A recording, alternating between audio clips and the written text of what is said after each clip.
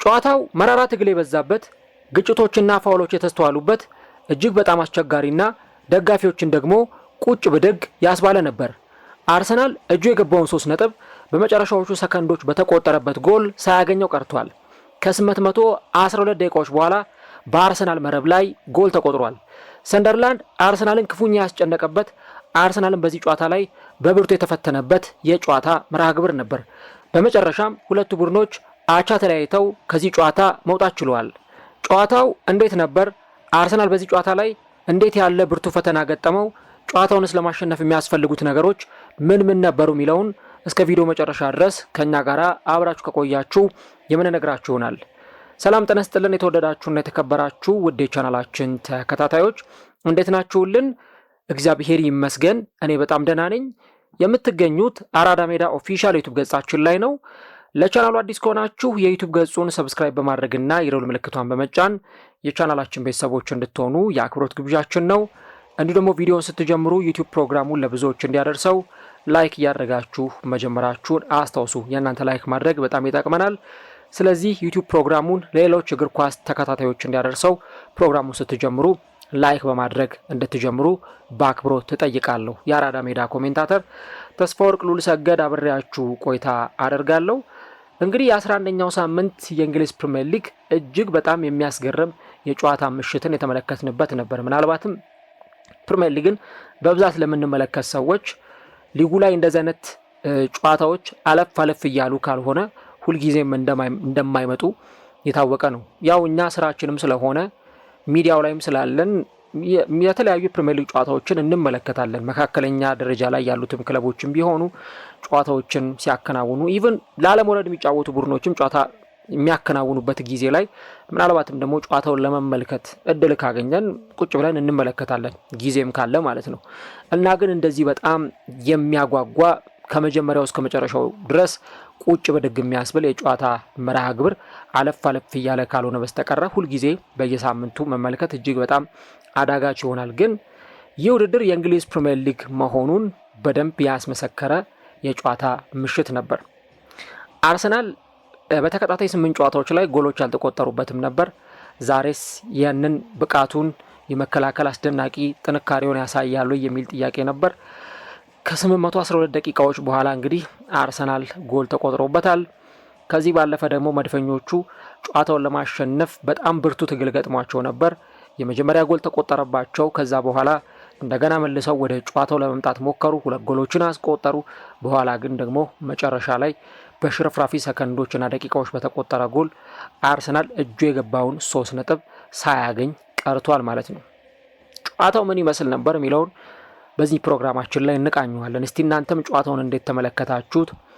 በአርሰናል በኩልስ ምን ክፍተት ተመለከታችሁ የሚለውን ኮሜንት ላይ የገባችሁ ሀሳቦቻችሁን ልታጋሩን ትችላላችሁ። እንግዲህ ይህንን ጨዋታ በተመለከተ ብዙ ነጥቦችን ማንሳት ይቻላል። ከጨዋታውን በፊት ወደ እናንተ ያደረስኩት ትንታኔ ነበር። በዚህ ጨዋታ ላይ አርሰናል ባለፈው የቻምፒየንስ ሊግ የጨዋታ መርሃ ግብር ላይ ያላገኛቸውን ወይም ደግሞ ያላሰለፋቸውን ተጫዋቾች ወደ ሜዳ ያስገባበት ነበር። በእርግጥ ባክፎሩ በተለመደው አሰላለፍ ነው አርሰናሎች ወደ ሜዳ የገቡት። ግን ቻምፒየንስ ሊግ ላይ ደግሞ የተወሰኑ ተጫዋቾችን አርቴታ ለማሳረፍ እንዲሁም ደግሞ በቅጣት ምክንያትም በስብስብ ውስጥ ያልነበሩ ተጫዋቾች ስለነበሩ እነዛን ተጫዋቾች የበለጠ ለማሳረፍ አርሰናል እድል አግኝቶ ነበር በቻምፒየንስ ሊጉ ጨዋታ ላይ። ለምሳሌ በዛ ጨዋታ እንደተመለከትነው እነ ፒየሮ ሂንካፔ ወደ ሜዳ ሲገቡ ተመልክተናል። ከዛ ባለፈ ደግሞ እንደዚሁ እነ ክሪስቲያን ኖርጋርድም በዛ ጨዋታ ላይ ሲሰለፉ የተመለከትንበት አጋጣሚ ነበር። በዛ ጨዋታ ላይ ኤዚ አልተሰለፈም። እንዲሁ ደግሞ ቀደም ሲል እንዳነሳሁት ፒየሮ ሂንካፔ ወደ ሜዳ ስለገባ ካላፊዮሪም አልተሰለፈም ነበር። ከዛ ውጭ ግን ቲምበር፣ ሳሊባ፣ ማጋሌሽ እንዲሁ ደግሞ ራይስ፣ ቡካዮ ሳካ፣ ሜሪኖ ትሮሳርድ እና ራያ እነዚህ 8 ተጫዋቾች በቋሚ 11 ውስጥ የጀመሩ ተጫዋቾች ናቸው ማለት ነው። እናም በዚህ ጨዋታ ላይም የተመለከትነው ከክሪስቲያን ኖርጋርድ እና እንዲሁ ደግሞ ከተከላካይ መስመር ተጫዋቹ ፒየሮ ሂንካፔ በስተቀረ ሌሎቹ ተጫዋቾች በሙሉ ቻምፒየንስ ሊግ ላይ ሲጫወቱ የተመለከትናቸው ተጫዋቾች ናቸው። ሰንደርላንድ ያው ሲዝኑ ላይ በምን አይነት መንገድ እየቀጠለ እንዳለ ይታወቃል። በጣም ከባድ አስቸጋሪ፣ ለተጋጣሚ ቡድን ምን ያክል ከባድና ፈታኝ የሆነ ቡድን እንደሆነ ይታወቃል። አርሰናል ዛሬ ምናልባትም ከማንቸስተር ዩናይትድ፣ ከሊቨርፑል፣ እንዲሁ ደግሞ ከማንቸስተር ሲቲና ከኒውካስል ጨዋታ በኋላ በጣም በብርቱ የተፈተነበት ጨዋታ ቢኖር ይሄ የጨዋታ መርሃ ግብር ነበር። በ5-4-1 ነው ወደ ሜዳ የገቡት። እኔ የሰንደርላንድን ጨዋታዎች በተወሰነ መንገድ ስመለከት ነበር። በተለይም በዘንድሮ ውድድር ዓመትና ጨዋታዎቻቸውን ስመለከት መካከለኛ ደረጃ ላይ ያሉ ቡድኖችን ሲገጥሙ ወይ ደግሞ ከነሱ በታች ላለመውረድ የሚጫወቱ ቡድኖችን ሲገጥሙ በ4 ተከላካዮች ወይም በባክፎር ይጫወታሉ። ነገር ግን እንደዚህ አይነት ደግሞ ተለቅ ያሉ እንደ አርሰናል አይነት በደረጃ ከፍ ያሉ ቡድኖችን ሲገጥሙ በ5 ተከላካይ ለመጫወት ወደ ሜዳ ሲገቡ እንመለከታለን። በዚህ ጨዋታ ላይ የሚያደረጉት ይህንኑ ነገር ነው። 5 ተከላካዮችን ነው ከግብ ጠባቂው ሮቢን ሮይፌስ ፊት ለፊት ደርድረው የተጫወቱት። ይህ ደግሞ ለአርሰናል የበለጠ ጨዋታውን ከባድ እንዲሆን አድርጎበታል። ከዚህም በተጨማሪ እንግዲህ እነዚህ 5 ተጫዋቾች ሲሰለፉ በጣም ልምድ ያላቸው አሁን በሰንደርላንድ ቡድን ውስጥ የበለጠ ኦርጋናይዜሽን ፈጥረው እየተጫወቱ የሚገኙ ተጫዋቾች መሆናቸውን ማንሳት በጣም ያስፈልጋል። እንግዲህ ትራይ ሂዩሜ፣ እንዲሁ ደግሞ ኖርዲ ሙኩዌሌ፣ ዳንኤል ባላርድ፣ ጌርትሩዳ እና ሪኔልዶ እነዚህ 5 ተጫዋቾች ናቸው በባክ ፋይፉ ላይ የተጫወቱት። ከዛ በተጨማሪ ግራኒት ዣካና ኖሳዲኪ መሃል ሜዳው ላይ ተጣምረዋል። ኢንዞ ለፊና በርትናንድ ትራኦሬ በሁለቱ መስመሮች በኩል ነበሩ። ከዚህ በተጨማሪ ደግሞ ኢሲዶር የፊት መስመሩን ይመራ ነበር እና ጨዋታው ላይ እንደተመለከትነው በጣም ግጭት የበዛበት ፋውል የበዛበት ጨዋታ ስናይ ነበር። ሜሪኖ በክርን ተመቶ ለረጅም ደቂቃዎች ያክል ሕክምና ሲደረግለት ቆይቷል። ምናልባትም አይኑ አካባቢ ነበረ ያ ጉዳት የገጠመው የነበረው። አርሰናል ኢላማውን የጠበቀ ሙከራ ሲሞክር ተመልክተናል። በ15ኛው ደቂቃ በዴክላን ራይስ አማካኝነት የሞከራት የቅጣት ምት ኳስ በሮቢን ሮይፌስ ነበር የተመለሰችው። በኋላ ላይ እንደገና ኤበሬቺዜ ደግሞ ከሰዓትን ውጪ የሞከራት ኳስ ነበረች። እሷንም እንደዚሁ ወደ ግብነት አርሰናሎች መቀየር አልቻሉም። በ27ኛው ደቂቃ ነው እንግዲህ የመጀመሪያ ሙከራ ሰንደርላንዶች ያደረጉት በኢሲዶር አማካኝነት የተሞከረ ኳስ ነበረና እዚህ ጨዋታ ላይ የነበራቸው ጌም ፕላን ዋናው ፕላን ኤ መከላከል ነው። ፕላንያቸው መከላከል ነው። በመከላከል ውስጥ ደግሞ ምናልባት ጎል ማስቆጠር የሚችሉ ከሆነ ያንን ጎል አስቆጥረው በኋላ ደግሞ እንደገና አጥራቸውን በመዝጋት በመከላከል ከዛ ጨዋታ ነጥብ ይዞ የመውጣት ሀሳብ ነበር በዚህ ጨዋታ ላይ ይዘው ወደ ሜዳ የገቡት። ታዲያ በዚህ ጨዋታ ላይ የጨዋታው ኮከብ ለኔ የጨዋታው ኮከብ ብዬ የማስበው ዳንኤል ባላርድ የተባለው ተጫዋች ነው። እንግዲህ ዳንኤል ባላርድ በ36ኛው ደቂቃ ላይ በረጅም ርቀት ከግብ ጠባቂው ሮቢን ሮይፌስ የተሻማው ኳስ እዚህ ጨዋታ ላይ እንደተመለከትነው ጥሩ እንቅስቃሴ ሲያሳያየ ነው። ኖርዲ ሙኩዌሌ ኳሱን በግንባር ገጨለት። እሱም በአስገራሚ ሁኔታ ኳስና መረብን ማገናኘት ችሏል ማለት ነው። ዳንኤል ባላርድ በዚህ ጨዋታ ላይ ምናልባት ብዙዎቻችሁ ታውቁት እንደሆነ አላውቅም፣ ነገር ግን በአርሰናል እግር ኳስ ክለብ ውስጥ የመጫወት ታሪክ የነበረው አሁን ደግሞ የቀድሞ ክለቡን የገጠመ ተጫዋች ነው ሊባል ይችላል። በእርግጥ በዋናው ቡድን ውስጥ የመጫወት ወይም ደግሞ በዋናው ቡድን ውስጥ ተጫውቶ ያሳለፈ ተጫዋች አልነበረም። ነገር ግን ደግሞ የሆነ ወቅት ላይ በአርሰናል አካዳሚ ውስጥ ደግሞ ያሳለፈ አሁን በጣም ምርጥ የሚባል የተከላካይ መስመር ተጫዋች ነው። 1 ሜትር ከ87 የሚረዝም 84 ኪሎ ግራም የሚመዝን በጣም ግዙፍ የተከላካይ መስመር ተጫዋች ነው። አሁን 22 ዓመቱ ላይ ይገኛል። እንግዲህ ተጫዋቹ የአርሰናልን አካዳሚ ገና የ8 ዓመት ልጅ በነበረበት ጊዜ ነው የተቀላቀለው። ከዛ በ2018 የመጀመሪያ ፕሮፌሽናል ኮንትራቱን ከአርሰናል ጋር ተፈራረመ። ከዛም በተጨማሪ ደግሞ አርሰናል እንደውም የ16 ዓመት ልጅ በነበረበት ጊዜ የመጀመሪያ ፕሮፌሽናል የስኮላርሺፕ ኮንትራት አቅርቦለት ነበር እና ከዛ በኋላ ደግሞ እንደዚሁ ከባየር ሚዩኒክ ጋር በተደረገው የወዳጅነት ጨዋታ ላይ በዛ ቡድን ውስጥ ተካቶ መጫወት ችሏል። ግን ከዛ በኋላ አርሰናል ተጫዋቹን በውሰት ውል ለስዊንደን ታውን ነበር የሰጠው። ከስዊንደን ታውን በኋላ ደግሞ በ2020 እንደገና ለሌላ ክለብ ደግሞ በውሰት ውል ተሰጠ ለብላክፑል። ከብላክፑል በኋላ ደግሞ እንደገና በ2021 ለሚልዎል በውሰት ውል ተሰጥቶ ነበረ። ከ2021 በኋላ ነው እንግዲህ አርሰናል ተጫዋቹን በቋሚነት ለሰንደርላንድ የሸጠው። ሰንደርላንድ በ3 ዓመት ውል ተጫዋቹን የግሉ አድርጎታል ማለት ነው እና በአርሰናል አካዳሚ ውስጥ ነው የተወሰነ ቆይታ ማድረግ የቻለው። ይህ ተጫዋች ሚናው በጣም ከፍተኛ ነበር፣ ምክንያቱም የመጀመሪያው ጎል ማስቆጠር የቻለ ተጫዋች ነው። ከዛ በተጨማሪ ደግሞ እንደዚሁ ሰንደርላንዶች ሁለተኛውን ጎል በመጨረሻው ደቂቃ ባስቆጠሩበት ጊዜ ተጫዋቹ ምን አይነት ሙቭመንቶች ወይም እንቅስቃሴዎች ላይ እንደነበር መረዳት ይቻላል።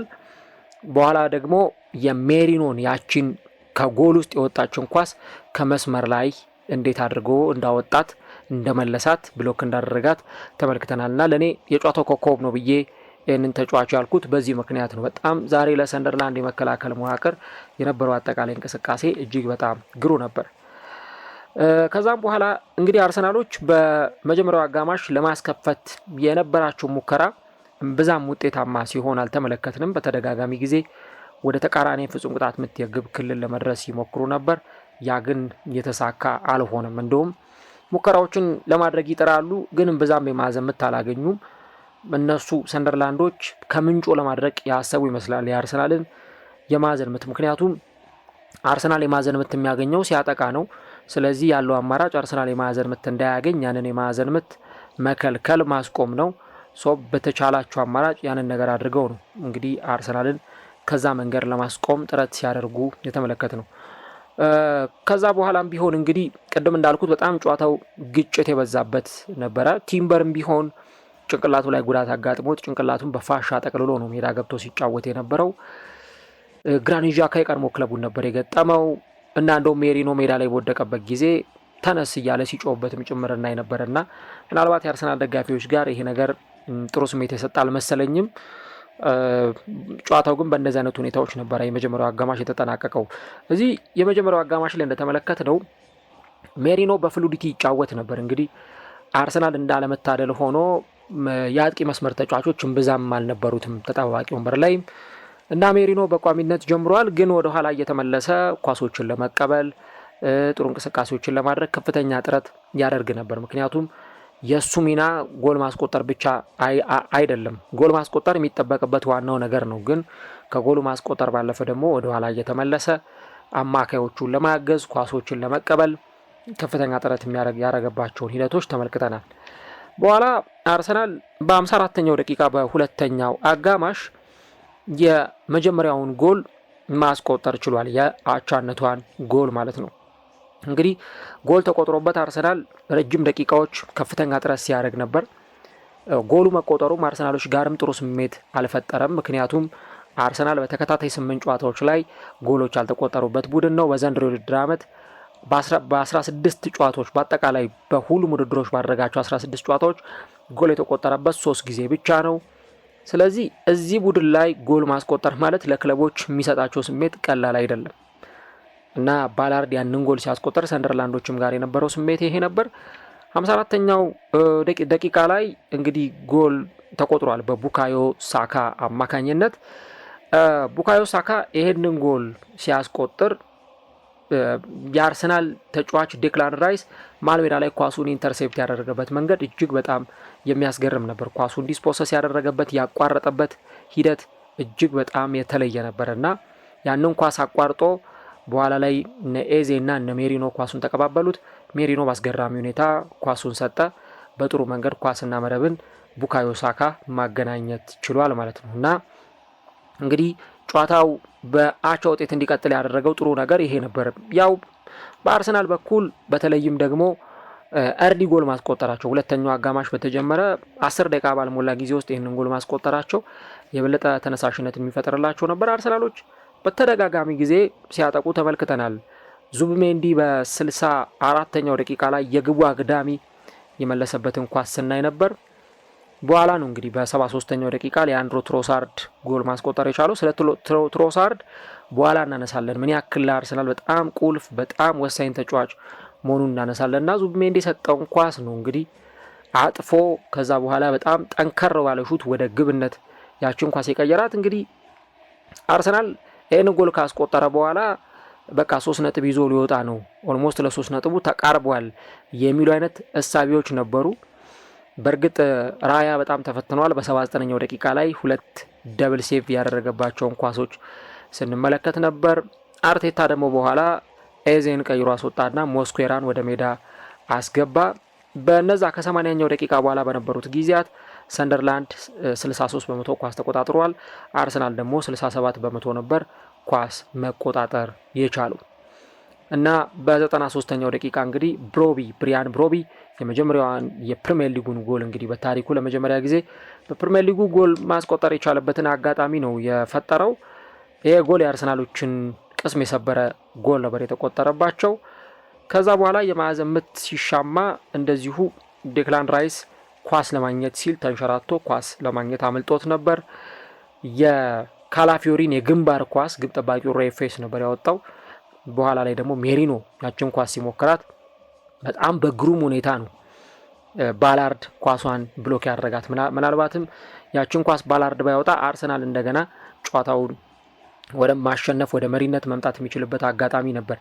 ግን እንዳለመታደል ሆኖ በቤንች ላይ የአርሰናልን ውጤት መቀየር የሚችሉ ተጫዋቾች እምብዛም አልነበሩም። አብዛኞቹ ወይ ተከላካዮች ናቸው ወይ አማካዮች ናቸው። ለምሳሌ ሉዊስ ስኬሊ፣ ቤን ዋይት፣ ሞስኩዌራ፣ ፒየሮ ሂንካፔ፣ ክሪስቲያን ኖርጋርድ እነዚህ ተጫዋቾች ብትመለከቷቸው ሞር ለመከላከሉ የተጠጉ ወይ የተከላካይ አማካይ ወይ ደግሞ የተከላካይ መስመር ተጫዋቾች ናቸው። ምናልባት ማጥቃቱን ሊያግዙ የሚችሉት ኤታን ዋኔሪ፣ ማክስ ዳውማን እና የ17 ዓመቱ ተጫዋች ሃሪማን ናቸው። ምናልባት ዳውማን እና ሃሪማን እንኳን ገና በጣም ልጅ ናቸው። አንዱ 15 ዓመት አንዱ 17 ዓመታቸው ላይ ይገኛሉ።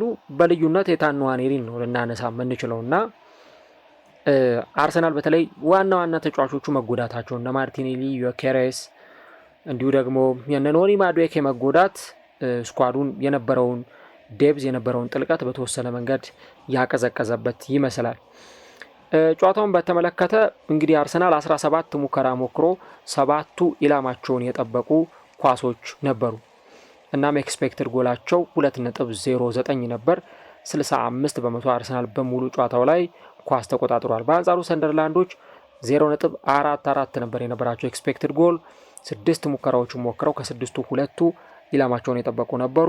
35 በመቶ ኳሱን ተቆጣጥረው መጫወት ችሏል። እንግዲህ በጨዋታው ላይ የነበረው ቁጥራዊ መረጃ ይህ ነው እና አርሰናሎች ፍጹም የበላይነት መውሰዳቸውን በጨዋታው ላይ እንዴት ጨዋታውን ኮንትሮል አድርገው ሲጫወቱ እንደነበር በዚህ ሂደት ላይ መመልከት ይቻላል። ግን ጨዋታው ላይ ደግሞ የሚነሱ አንኳር ነጥቦች አሉ። በተለይም እዚህ ጨዋታ ላይ ምን ነገሮች ተስተውለዋል የሚለውን ነገር መመልከት በጣም አስፈላጊ ነው። እንግዲህ የአርሰናል መከላከል ዛሬ በብርቱ የተፈተነበት ጉዳይ ነበር። ምክንያቱም አርሰናል በተከታታይ ጨዋታዎች ላይ ቅድም እንዳልኩት ጎሎች አልተቆጠሩበትም። ይሄም ከ1903 በኋላ ለመጀመሪያ ጊዜ ነው አርሰናል በ8 ተከታታይ ጨዋታዎች ላይ ጎሎች ያልተቆጠሩበት።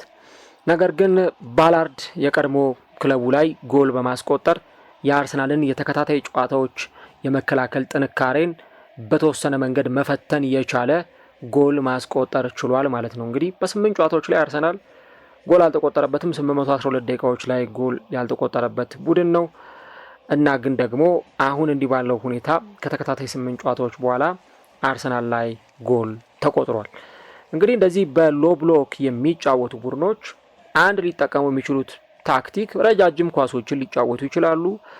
ከዛ በኋላ ምናልባትም ደግሞ በሚያገኟቸው አጋጣሚዎች ጎሎችን ሊያስቆጥሩ ይችላሉ። አሁን እንደው ትንግርት ሊሆንም ይችላል። ምክንያቱም ባላርድ ምን ሲል ነው እዛ ቦታ ላይ የተገኘው? ምክንያቱም ተከላካይ ነው ባላርድ እና እዛ ቦታ ላይ እንዴት ተገኘ የሚለው ራሱ በጣም ጥያቄ የሚፈጥር ጉዳይ ነው እና እዚህ ጨዋታ ላይ የተመለከትነው እንዲህ አይነቱን የጨዋታ እንቅስቃሴ ነው እና ለአርሰናል መከላከል እጅግ በጣም ፈታኝ ሆነው እንደቀረቡ በዚህ ጨዋታ ላይ መናገር ይቻላል። በእያንዳንዱ የጨዋታ እንቅስቃሴያቸውም ላይ ቢሆን እንደተመለከትነው ይሄን አይነት ሁኔታዎችን ስናይ ነበር። ዙቢሜንዲ በጨዋታው ላይ ቢጫ ካርድ ሲመለከት ተመልክተናል። በጣም ፋውሎች በዝተው ነበር። በተደጋጋሚ ጊዜ ጨዋታውን የሚረብሹ የጨዋታ እንቅስቃሴዎች በሁለቱም ቡድኖች በኩል ተስተውለዋል። እነዚህ ነገሮች ሁሉ የመጡት አንዱ አንዱን ለማስቆም አንዱ አንዱን በመከላከሉ ረገድ ለማሸነፍ ከነበራቸው ውጥረት አንጻር ነው።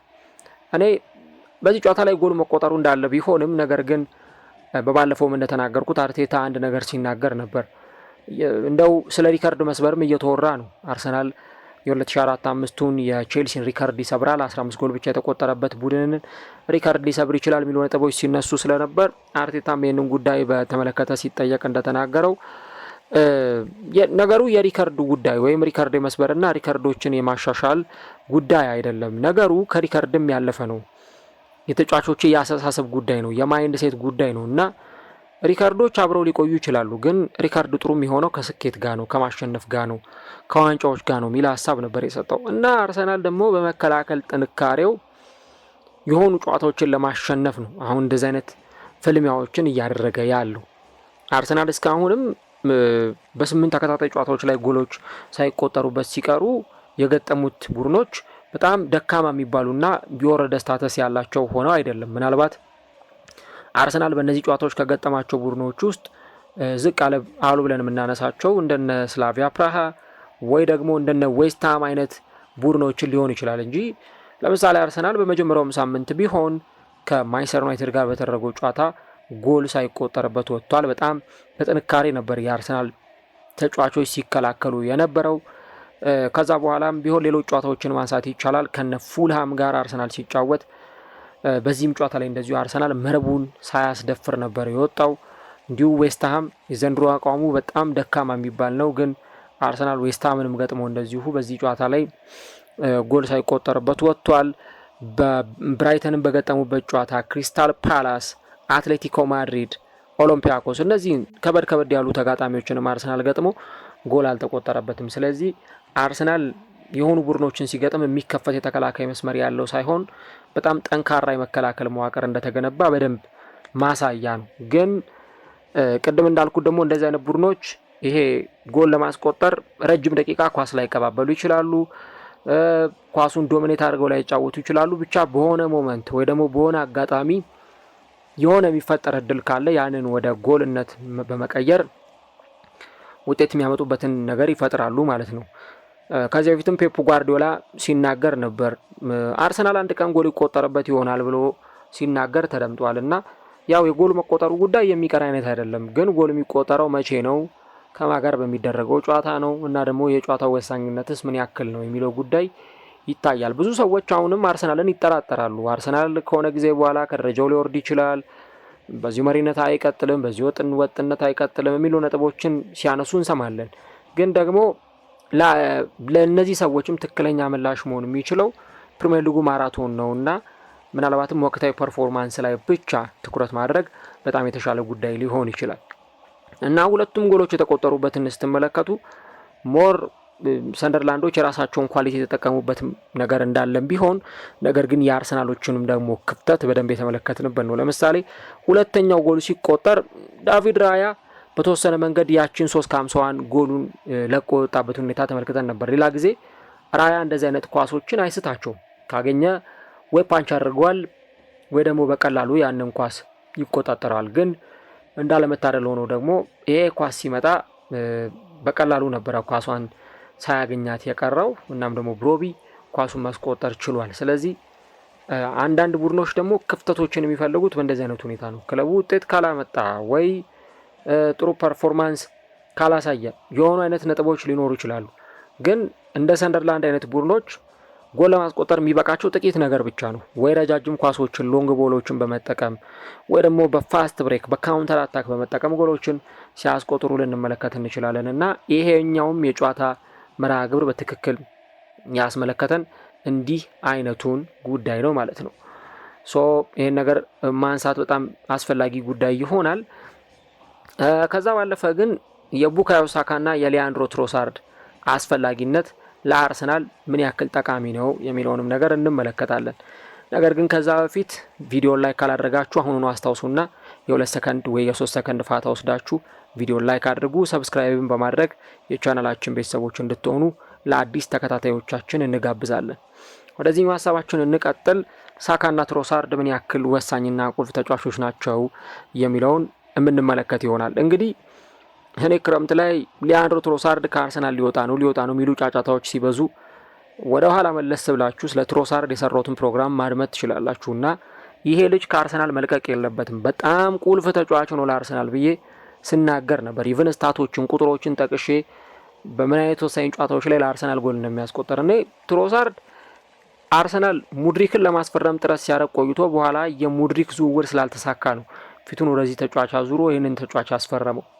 ግን ትሮሳርድን በማምጣቱ ምን ያክል በጣም አትራፊ እንደሆነ አርሰናል መናገር ይቻላል። ትልልቅ ጨዋታዎችን መዘርዘር ይቻላል። ትሮሳርድ ምን ያክል ወሳኝ የሆኑ ጨዋታዎች ላይ ጎል እንደሚያስቆጥር ቪላ ላይ ጎል ሲያስቆጠር ተመልክተናል። ከዚህ በፊት ማንቸስተር ዩናይትድ ላይ ጎል ሲያስቆጠር ተመልክተናል። ሊቨርፑል ላይ ጎል ሲያስቆጠር አይተናል። እነ ከፖርቶ ጋር በቻምፒየንስ ሊግ አርሰናል ሲጫወት ጎል ማስቆጠር የቻለ ተጫዋች ነው። ሌሎች በጣም ብዙ ምንዘረዘራቸው ጨዋታዎች አሉና አርሰናል ዘንድሮ እሱን ማቆየቱ በራሱ በጣም ለአርሰናል ጥሩ አማራጭ ነው ማለት ይቻላል።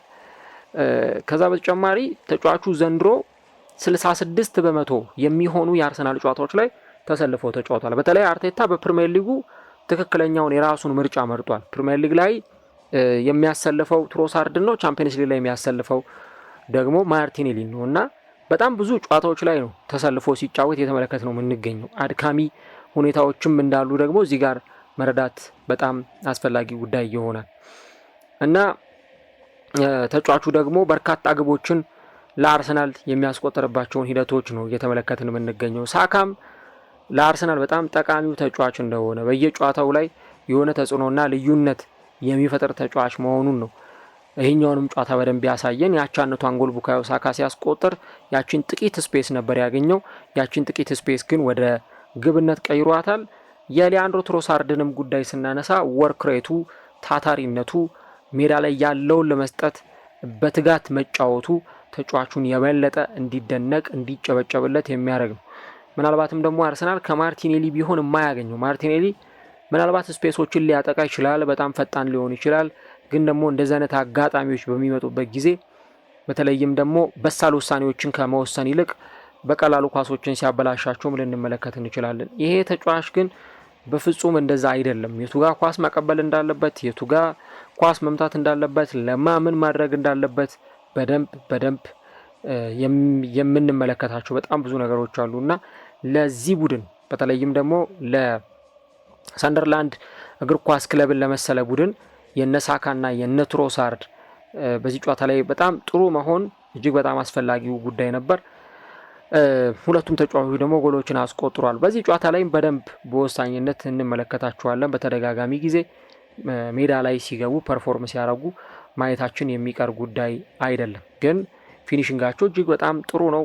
የሁለቱም ተጫዋቾች የሚሰጡት ሚና ደግሞ ለአርሰናል እንዲያው በጣም በቀላሉ የሚታይ ነገር አልሆነም እና ለምሳሌ ትሮሳርድ የውሳኔውን በሳልነት ሳነሳ አንድ ምሳሌ የሚሆን ነገር መናገር ይቻላል። ልክ ሁለተኛው አንጎል የመሪነቱ አንጎል አርሰናል ሲያስቆጥር ሊያንድሮ ትሮሳርድ ከዙቢሜንዲ ኳሱን ከተቀበለ በኋላ ኳሱን እየገፋ ሲሄድ ከሱ ጀርባ ኦቨርላፕ እያደረገ ሪካርዶ ካላፊዮሪ እየገባለት ነበር። ሪካርዶ ካላፊዮሪ ቦታ እያያዘለት ነበር እና በጣም በሚያስገርም ሁኔታ ነው። እሱ ግን የሪካርዶ ካላፊዮሪን መግባት ተመልክቷል። ግን ውሳኔው ደግሞ በደንብ የጎሉን አቅጣጫ ስለተመለከተው ኳሱን ብመታው አስቆጥሯለሁ በሚል ያንን ኳስ በጣም ጠበቅ አድርገው በመምታት ማስቆጠር የቻለው ይሄ ተጫዋቹ ያለውን ማይንድ ሴት ያለውን አስተሳሰብ በደንብ የሚያሳይ ይሆናል እና ጨዋታው ላይ እንግዲህ እንዲህ አይነቱን ወሳኝ ሞመንት ማድረግ የሚችል ተጫዋች ነው። ሁለቱም ለአርቴታ በጣም ቁልፍ ተጫዋቾች ናቸው የሚባለው ለዚሁ ነው። በመጨረሻ የምንመለከተው ግን አርሰናል ነጥብ መጣሉ እንዴት ባለ መንገድ ሊታይ ይችላል የሚለውን ነገር ነው የምናነሳው። እንግዲህ ያው ሰንደርላንድ የዘንድሮ ዓመት ተፎካካሪነቱ እንደተመለከትነው ነው። እጅግ በጣም አስገራሚ ፉክክር ነው ከትልልቅ ክለቦች ጋር እያሳየ የሚገኘው። ኢቨን ቼልሲን ከሜዳው ውጪ ስታንፎርድ ብሪጅ ድረስ ሄዶ ሲያሸንፈው ተመልክተናል እና ምን ያክል ጠንካራ ተጋጣሚ እንደሆነ በዚሁ ማንሳት ይቻላል እና ኢቨን በዚህ ውድድር ዓመትም እንደተመለከትነው ክለቡ በጣም ዝቅተኛ ጎሎችን ያስተናገደ ቡድን ነው።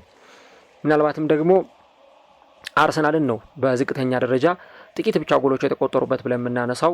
እስካሁን ድረስ 3 ጎሎች ተቆጥሮበታል እያልን ነበረ። በኒውካስል፣ በማንቸስተር ሲቲ፣ በሊቨርፑል አሁን ደግሞ ለአራተኛ ጊዜ ነው ጎል የተቆጠረበት። 8 ጎሎች ብቻ ደግሞ የተቆጠሩበት ቡድን ሰንደርላንድ ነው። በተለይም ይህ ጨዋታ ከመጀመሩ አስቀድሞ እና ደግሞ 2 የቆሙ ኳሶች ብቻ የተቆጠሩበት ቡድን ነው። ከዚህ በተጨማሪ ደግሞ ክሊንሺት በማስመዝገብም 4 ክሊንሺቶችን ክለቡ ማስመዝገብ ችሏል። በኤክስፔክትድ ጎል ደግሞ ካያችሁት 4ኛ ደረጃ ላይ ነው የሚገኘው በ11.4 ኤክስፔክትድ ጎል። ስለዚህ ይህንን ቡድን ገጥሞ አርሰናል በዚህ ጨዋታ ላይ በተለይም ደግሞ ከገጠመው ፈተና አንጻር ከገጠመው ከፍተኛ ፉክክር አንጻር አርሰናል ካምባክ አሳይቷል። ወደ ጨዋታው ሪትም ለመመለስ 2 ጎሎችን አስቆጥሯል።